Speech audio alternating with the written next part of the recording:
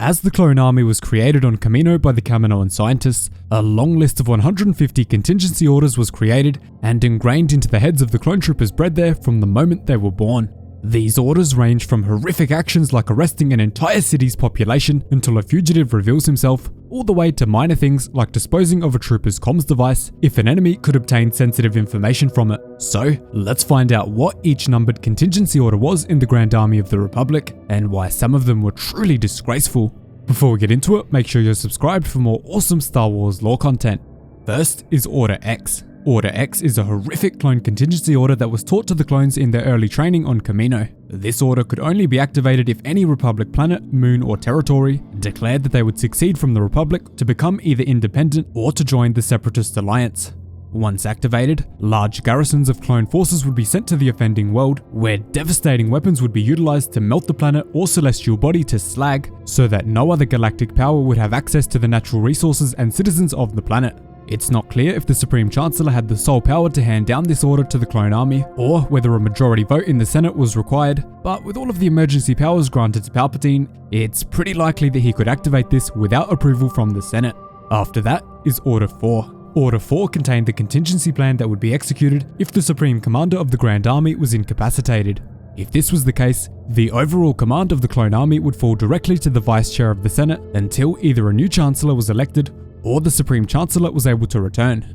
During the Clone Wars, the Vice Chair of the Senate was of course Masameda, meaning he would have full control of the clone army's strategy and movements if this order was to be executed. I wonder how that would have gone down. The reason this order was taught to the clone troopers on Kamino was because disputes about the transfer of power to the Vice Chair could arise, and there needed to be some sort of force to ensure that it all went smoothly. If this happened, the clone army would be forced to execute Order 4 and place Masameda, or whoever held that position at the time, into their rightful position as leader. Order 4 could only be delivered to the troopers by the Vice Chair of the Senate. Following that is Order 5. Order 5 is very similar to Order 4 and outlined the Grand Army of the Republic's contingency plan should its Commander-in-Chief, the Supreme Chancellor, be unable to lead the clone army or issue orders. This order stated that in the event of the Supreme Commander of the GAR being declared unfit to issue orders, the Chief of Defense Staff shall assume command of the Grand Army of the Republic. Once the Chief of Defense Staff had taken control of the clone forces, he would then be required to form a small cell of senior officers to help lead the clones around the galaxy. After a new Chancellor was elected, or the current Chancellor was able to give orders again, power would instantly be transitioned back.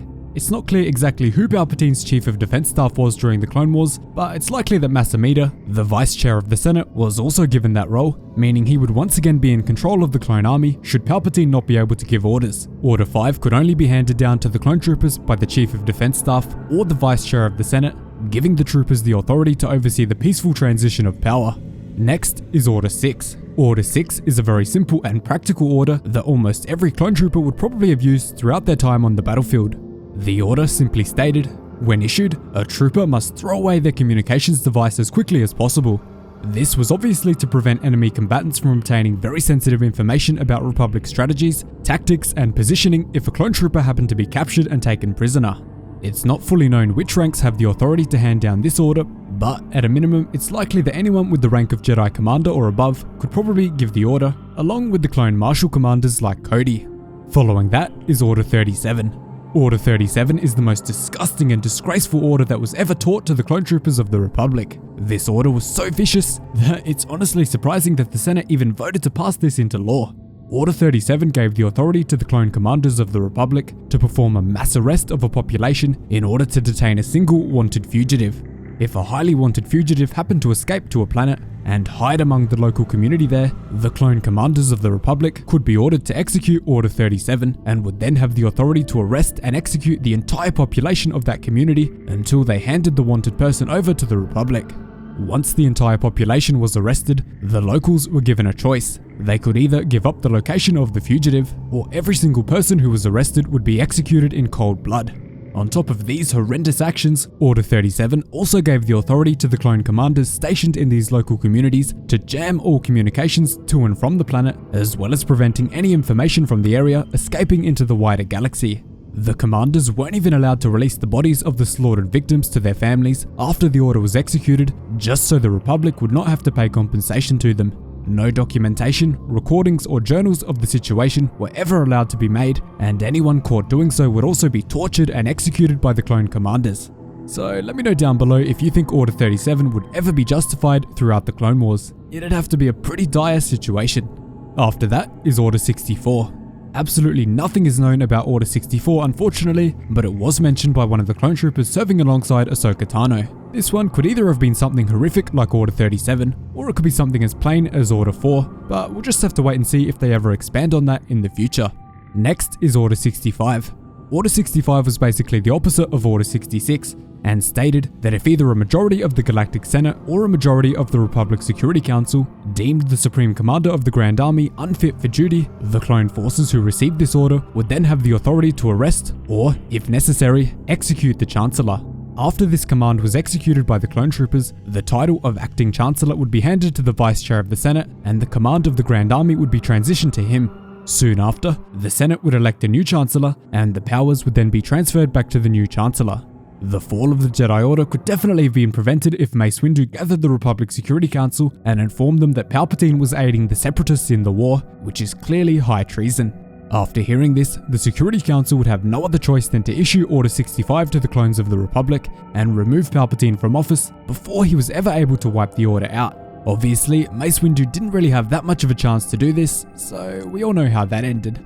Following that is Order 66. I'm sure I don't have to give too much explanation for this one, so I'll read it out directly how it is written in Republic lore.